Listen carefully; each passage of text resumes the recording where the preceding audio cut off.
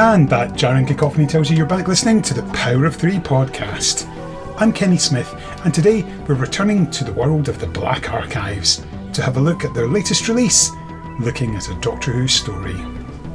And what is the latest release, I hear you ask? Why, it's The Mysterious Planet, the first 4 episodes of The Trial of a Time Lord.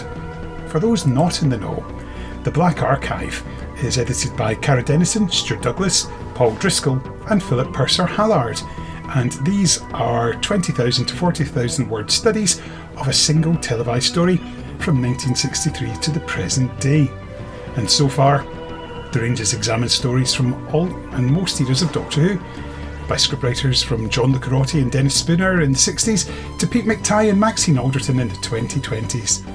All television Doctor Who is fair game, edifying historical or neo-action adventure, gritty SF or fantastical fable, political satire or postmodern whimsy across the gamut of the series history, from David Whittaker to Jodie Whittaker. This is from their website, I'm not making this up as I go along. I'm good, but I'm not that good.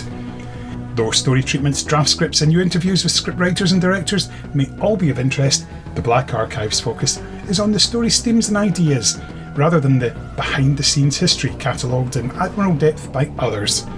And in exploring the vast wealth of genre, writing style and subject matter to be found in Doctor Who, the books range from 16th century French history to the cosmology of black holes, from clinical psychology to Bertolt Brecht's theories of the theatre, from the myths surrounding the Egyptian god Set to the rules of cricket. Cricket.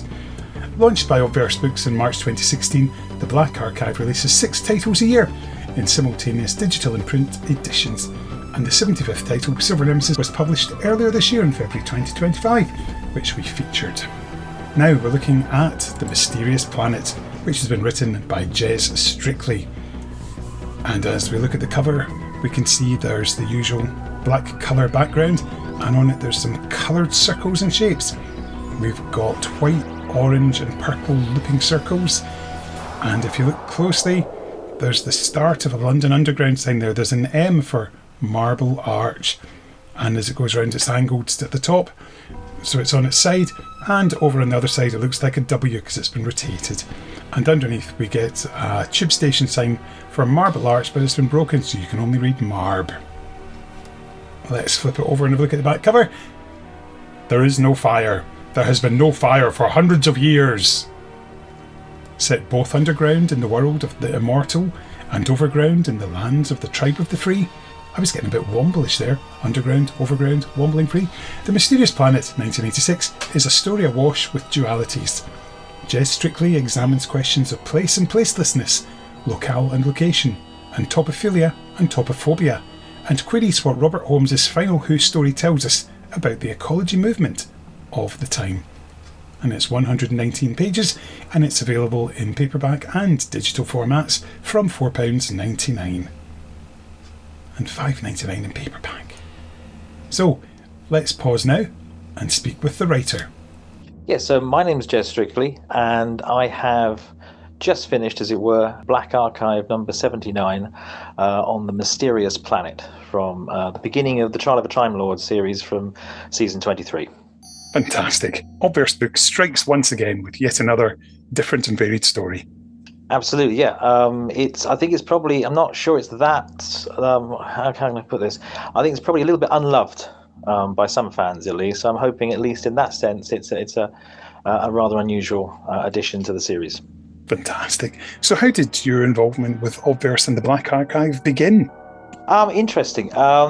Basically, I had been going through a stage where I'd been writing or editing for different fan publications, and I was sort of looking to sort of extend myself and sort of challenge myself. I knew the Black Archive I knew it by reputation, and I knew that they were looking for rather, as much as possible, new approaches to stories. And I'd come up with a few sort of philosophical ideas, and decided to just sort of go for just a quick proposal through their contact page.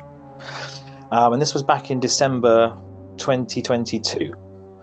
And I wasn't necessarily expecting a reply, but Stuart Douglas got in touch and said, unfortunately, what I was proposing was out because the book I'd selected, the story I'd selected was already in the works. But if I had any more ideas, I was very welcome to get in touch. So that was the beginning of the process. Why the Mysterious Planet? Of all the stories to do, as you say, a bit unloved. Yeah. A good reason to do it in that case. Yeah, I think basically, I feel that the Trial of a Time Lord as a whole could have been. I really enjoy it. It's a season I enjoy rewatching, but there's so many elements of it where you think that a few different tweaks, a few sort of production changes, and it could have been so different. And I think Mysterious Planet has got layers to it. It's just sort of a question of trying to sort of dig in and see what there is, because otherwise it can, I think, especially sort of mid 1980s Doctor Who can sometimes feel a little bit I'm going to say this, it's a bit sort of bright and shiny, and it's not necessarily got a huge amount of depth or detail underneath it. And therefore all the more reason to have a look at it and see, and particularly being Robert Holmes's last full story. Yes, that's right. Yeah, and indeed, obviously, he had obviously written the script for part 13, and there would have been a part 14 if he'd been able to continue. But in that case, Mysterious Planet becomes the last complete story by Robert Holmes. So it begins, as it always does. We'll get an introductory section here, and it's Ravelox and Rootedness. Yes, so this came about. This sort of idea came about really at the end of the project, because it ties into place and place writing, and that's really the mainspring for it. Because it must be maybe 10 years ago now that I first came across the works of an author called Robert McFarlane. And he's written on a variety of topics about the UK, other parts of the world, and the meaning of place, the power of environment to shape people. And that was really what got me thinking in the case of the Mysterious Planet, because ultimately it's a place which has, it's a location which has such ambiguity to it, because obviously, there's this, it's meant to be Ravelox. We discover Ravelox is Earth, and it's almost I guess it's almost like a split personality planet, where we're watching it and viewing it as the story of Ravelox, but we have to sort of step back and say, but this is Earth, and therefore something obviously quite serious has happened. Yeah, and it sets the tone well, particularly when it's leading into the first section, which is, of course, Ravelox, topophilia, and topophobia. Now, for those who don't know, would you explain what topophilia and topophobia are? Yeah, so I came across, to be fair, I think I came across these perhaps in a geography textbook at some point. Put really simply, topophilia is a love of place. It's that feeling when you're in a location and it just clicks. And I think about, in terms of my personal history, I can remember as a child moving house many times, and I've since moved house even more. And there are some places where you walk in the door or you walk down a street and it just feels right. And that's the beginnings, at least, of topophilia. Topophobia is the opposite, where a place just makes you feel uncomfortable. And again, there could be all sorts of reasons or associations for that. But it's something that is I'm not sure how niche it is within geography, but it's certainly something that's being explored and considered. Yeah, particularly when you then are able to demonstrate it through the likes of Merdine and Balazar. Yes, absolutely, yeah. And I think there's that sense in which Drathro's sort of survival chamber that it's set up. On the one hand, we look at it as a viewer as this oppressive space, and clearly it is oppressive. But at the same time, for the people living there, that's all they have. So there has to be some sort of attachment. And the idea of going into the outside world, that must, you'd imagine you'd go through this massive shock when you're suddenly in this potentially it's huge open space, and it's like nothing you've encountered before. And then, of course, it's particularly interesting for Perry's point of view, given that she pretty much knows where she is, but the Doctor's quick to dismiss it. And again, that's that knowledge of place and comfort and familiarity. Yeah, absolutely. And I think probably if you imagine, obviously, the Doctor as a time traveler, as a Time Lord, has a very different perception of how places are. For as he points out to Perry, her world still exists within that timeline. But for Perry, she sees this, as it happens, it's a very pleasant forest environment, but she looks at it and thinks, well, where's London gone? London's vanished. And that must be that. I think I apologise, I forget the author off the top of my head, but this can create almost a sort of nausea, like a sort of not homesickness, but almost a kind of a nausea feeling where you're thinking, hang on a minute, I'm in one place which I don't recognise, and now you're telling me actually it's somewhere else.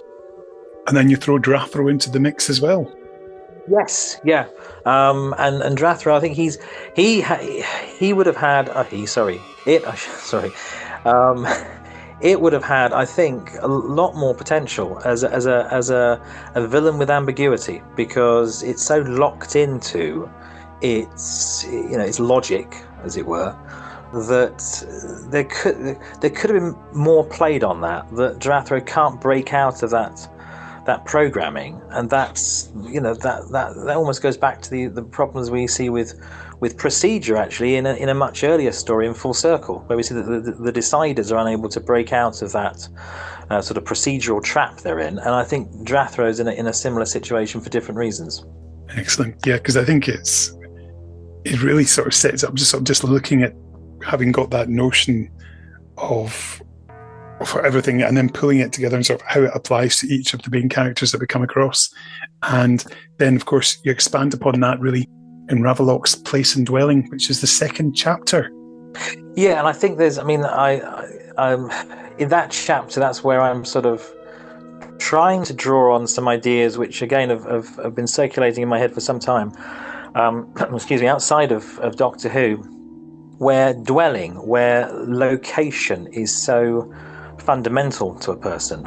And there's a certain amount of sort of philosophical discussion on this idea of dwelling. Is something which Martin Heidegger, the German thinker, talks about. But you're sort of keyed into a place, and the result is that movement, a movement which takes you away from that place in almost an absolute sense, can almost be quite terrifying. And therefore this sense of being sort of locked in, and at the same time trying to understand what that sense of dwelling means. Yeah, and particularly given that it's to borrow a phrase from another Doctor story, a dwelling of simplicity. Oh yes, yeah, that's a fantastic. That is a fantastic line from Castrovalva, and it touches. I think there's a sense in which the feeling of being in Ravelock's a place of potentially a place of great calm, because clearly there's not that many people around. We don't see any obvious predators, obviously barring the L1 robot or Drathro, and yet at the same time it's very unsettling. It's very disturbing. Yeah, I love the fact that you made reference to Nan Shippard's time about living in the Cairngorms in Scotland. So always good to see that in a book. The Living Mountain's fantastic, yeah. And again, I have to thank Robert McFarlane, the author, because depending on which of his books, he often makes references to Nan Shepard. He makes references to J.A. Baker, John Alec Baker, for his The Peregrine. And yeah, it's the Living Mountain. I mean, if anyone who's not read it, I really recommend reading The Living Mountain. It's fantastic. It's a real personal, philosophical account of really an extraordinary woman who spent what seems like a huge chunk of her life hiking and travelling and exploring the Cairngorms, and a lot of it solo, I think. I also like the way you bring in the tribe of the Free being elemental with air, and in particular the importance of fire to this story. Yes, absolutely. And I think that it's interesting to consider that you assume that most of the tribe of the Free, over time at least, may have been born into that world, but obviously a number of them have escaped from Drathro's world via the work of Murdine and presumably people before him. And you imagine that they've moved from this electronic environment into a space where, it's possible. The underground dwellers, they've never encountered fire. For them, fire is electricity. So being on the surface and encountering a flame face to face, and of course then there's reference to this idea of perhaps the use of fire as a method of execution, which then puts a very different spin on it. And again, probably for very good reasons, this isn't emphasized in the story, but it's pretty bleak stuff if you look at it that way. Yeah, and in fact you've also got references to air and water as well, and earth, just showing how the story perhaps is, in ways you might not think, is very, very elemental. Yeah, absolutely. And it was thinking really how you have the natural sort of the green world above ground, the underground space, which is more or less purely artificial, but in this underground space, water is so desperately precious and vital, obviously, and it really must drive the everyday lives of the underground dwellers, because the idea that someone who's a water thief, there's no trial, there's no, we're going to put you on probation. It's just we're going to stone you. There's an absolute to this particular element. Yeah, the fact you're going to be polystyrene balled to death is just so painful. Yes. Yeah. Obviously, something happens in the future where rock turns to polystyrene in certain places. So. Clearly some 1980s production people got involved. Absolutely. And of course, we've talked about the elements there, and move on to chapter 3, which is Ravelok's land and ecologism. Or is that the correct way to pronounce it? Ecologism. Yeah, exactly. Yeah, and this is something I've been exploring this for a few years. So in that sense, this particular Black Archive sort of stems out of thoughts that go back some way.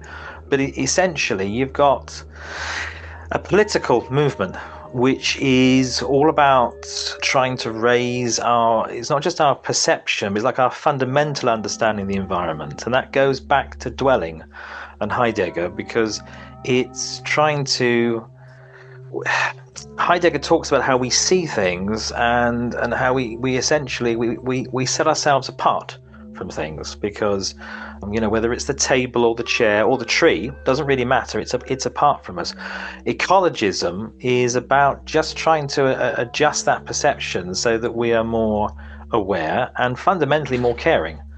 And if you take a look at the way the movement develops mostly in the 20th century, although obviously the ideas go back far further, it's really people reacting to I don't think it's a shock, but they're reacting to rapid changes in the way we live. So we make this assumption, for example, 1920s England, a green and pleasant land, Agatha Christie, Miss Marple, little country lanes and churches.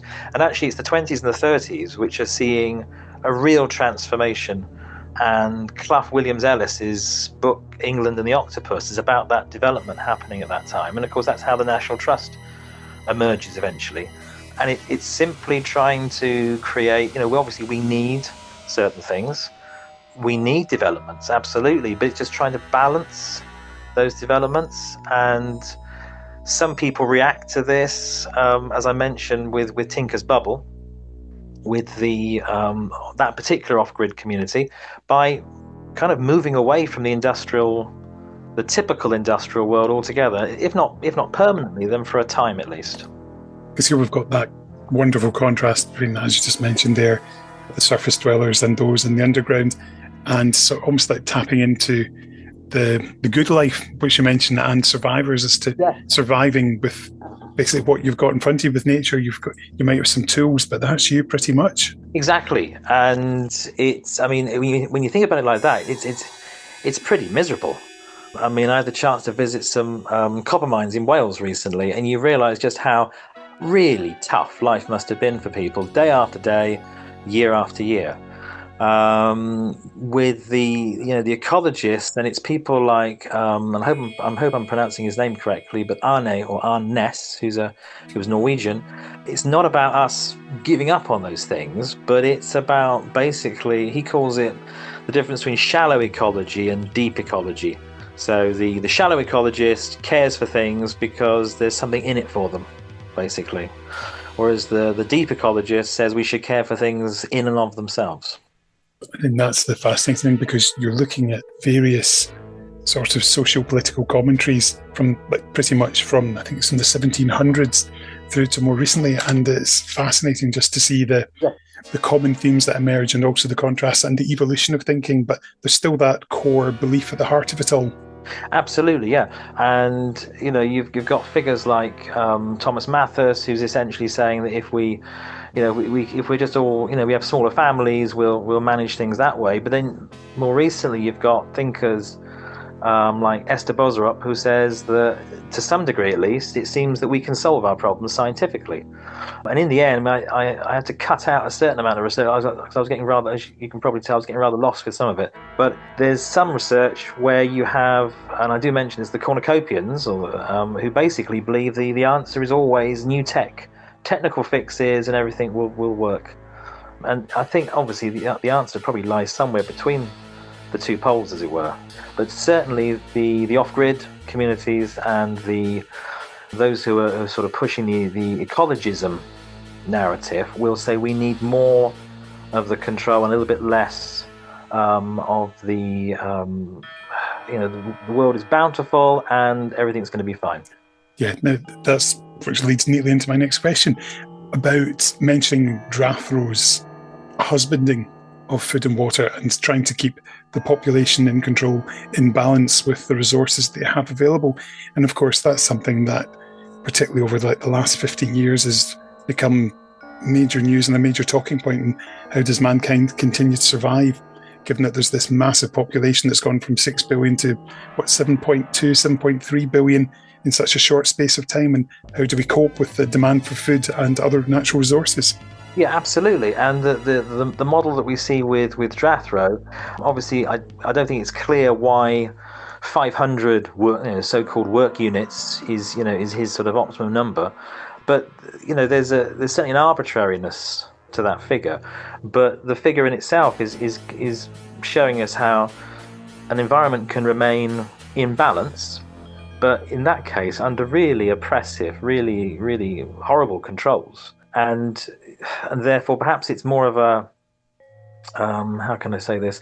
Perhaps it's Robert Holmes, pointing out to us, there are ways of controlling things, but if we control them in that way, life's going to be bleak. So we have to try and find a way of husbanding our resources, but in a way meaning that we can all still live, our best possible lives.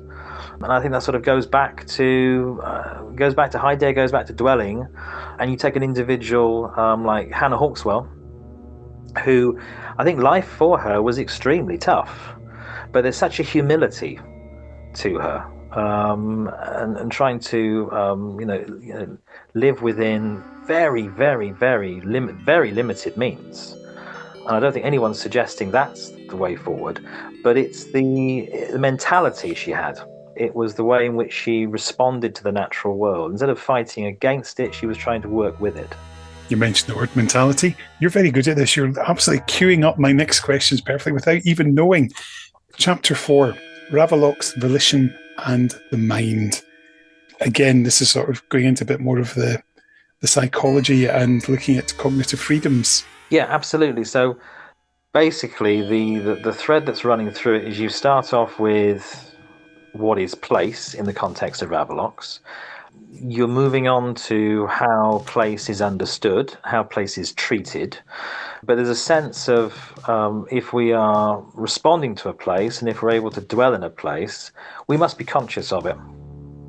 And that's what really led me down that particular rabbit hole, as it were, and getting tangled up because, of course, there's huge arguments over artificial intelligence has been around for a very long time.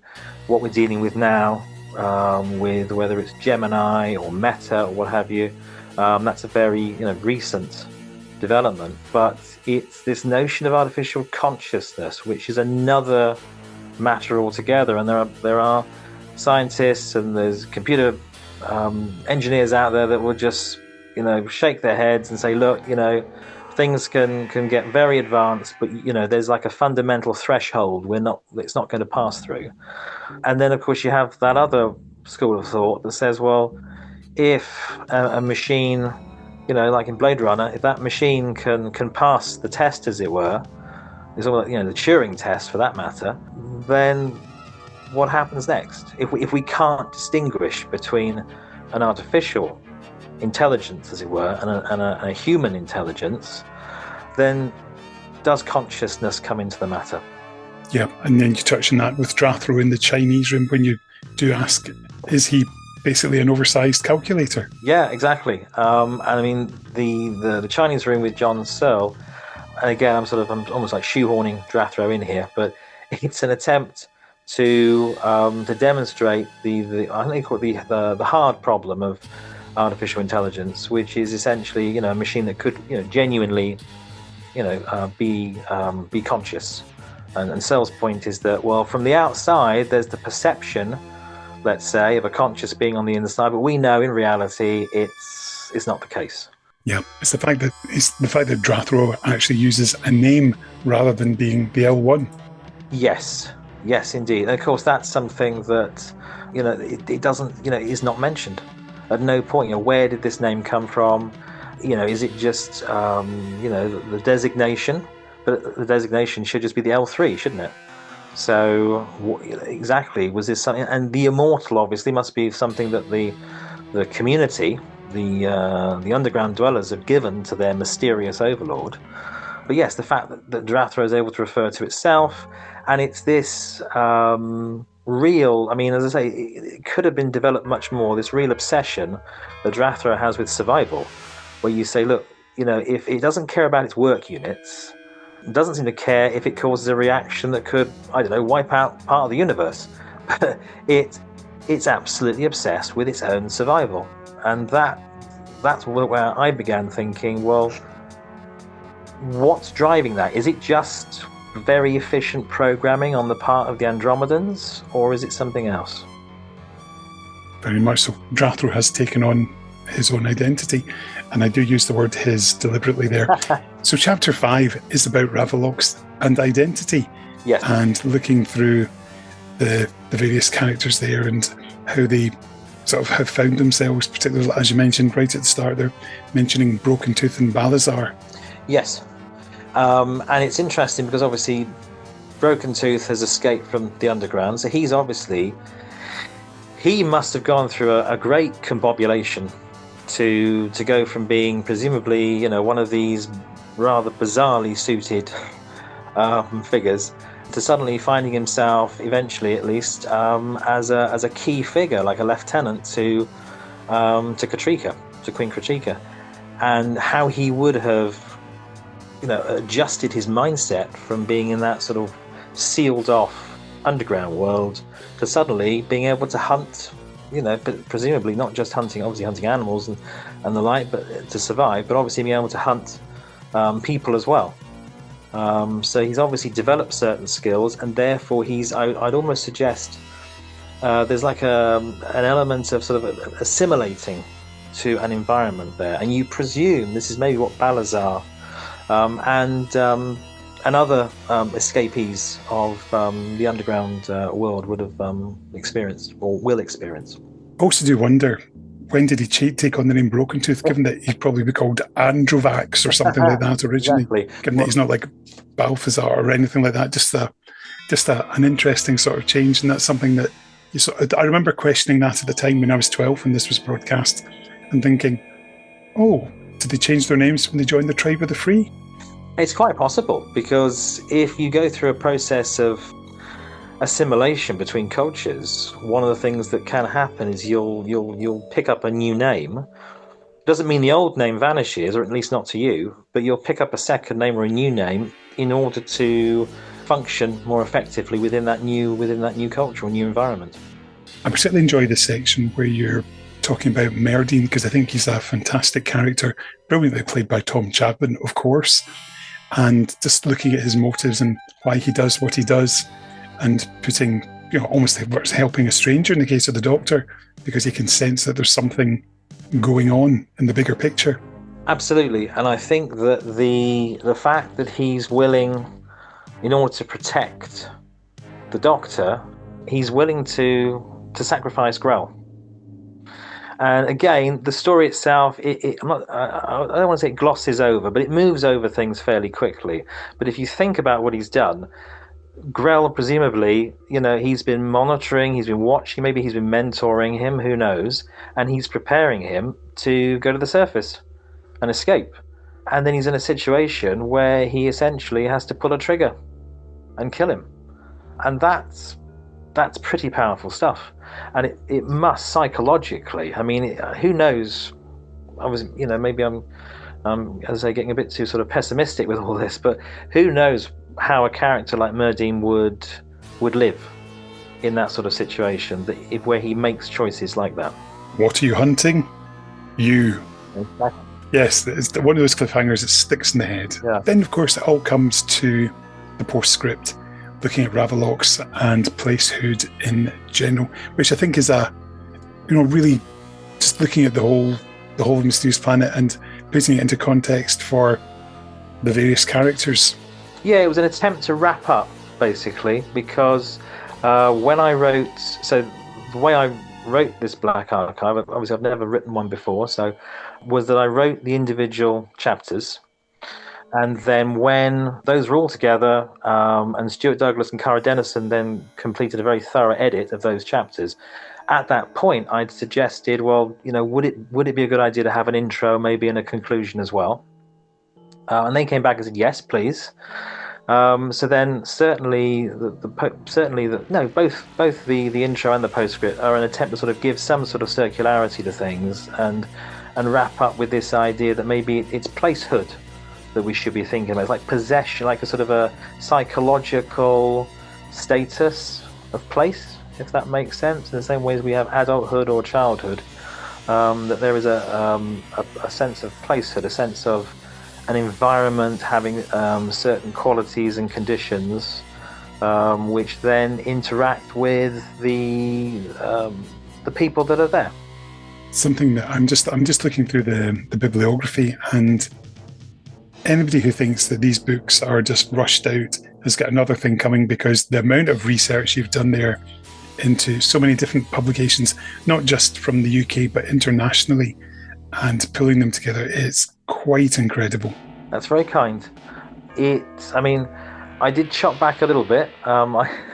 Stuart Douglas and Cara Dennison did a really good job on the editing, and along with Philip Purser-Hallard, I should say, they were fantastic. They were very supportive and gave me some really, really good pointers. It wouldn't be in even half the shape it is now without them. But the research in itself, it's why I think I mentioned this in the acknowledgements. I originally got in touch, as I say, I think it was beginning of December 22. So we're now it's pushing towards the 3-year mark, basically. So it's been a process, basically. But Jez, is it a process you would be willing to repeat to have a look at another story? I'd love to. It's a question of finding a focus. I think anyone who's thinking, because I think myself included, you can send off a proposal and be told, that sounds interesting, but that's not quite what we're looking for right now. So I would just suggest to anyone who's interested to keep trying. And you've also got to really care about the story that you're writing about. Funnily enough, for me, The Mysterious Planet, I was about 11 when I first saw it back in 86, and oddly enough, The Trial of a Time as a whole really grew on me, and by the time it got to part 14, I was absolutely hooked. But I can remember the first thing striking me, and I really love the music now, but I was so shocked by the new theme music, and just thinking, the previous episode, if you watch Revelation of the Daleks, At least I think it's absolute classic. And like Mysterious Planet is like another. It's in another ballpark altogether. So in that sense, it was nice to go back and sort of almost relive some of those childhood memories and look at the story through adult eyes and say, well, actually, there was quite a lot going on here. I don't think I really caught any of it at the time, but much later on, there certainly was much more to it. Robert Holmes definitely getting a last hurrah. There's a lot more to it than perhaps people would think, and well, as we have spent the last 45 minutes plus or so discussing. So yeah, it's been a fascinating insight into it. So yeah, I'm delighted to have had the chance to discuss it with you, Jez, because it really is a great read. And I'm not just saying that, I really enjoy these books. I really have got back into the Black Archive over the past year, and that's why I love having you lovely authors on to discuss your work and sharing your thoughts and insights. So hugely appreciate it. Thank you very much, Kenny. It's been a pleasure. Fantastic stuff. A huge thanks to Jez for taking the time to talk to us. And also a massive thanks to Stuart Douglas from the Black Archive and from Obverse Books for putting us in touch in the first place. If you are looking to get a copy of the book, you can head over to www.obverse.co.uk/product/79-the-mysterious-planet/ and then you can order it from there. And of course, do have a nosy around and see if there's any others that you fancy. Remember, if you've enjoyed today's episode, please do leave a review for us on your podcast catcher of choice, whether it's iTunes, Podbean or anything else, because reviews always help with the optics. Optics are good. And if you want to follow us on social media, we're at Power of 3 Pod on Twitter. That's 3 with the number 3. We are Finished Zine on Blue Sky, and we also have a Facebook group too. So feel free to like that and join in the fun. Now, we're running out of time, and we'd like to put out the tune, as regular listeners will know. And this one was actually inspired by an old episode of Top of the Pops that I watched a couple of weeks ago on BBC 4. And we are heading to 1998 with Stash! Featuring Tina Cousins. And we are going to go with Mysterious Times. Because that's what the Doctor and Perry are in. They don't know what's happened to Earth, stroke Ravalox. So, there we go. It definitely was Mysterious Times indeed. So, we'll leave you with them. Until next time, I've been Kenny Smith. We'll see you soon. Bye bye!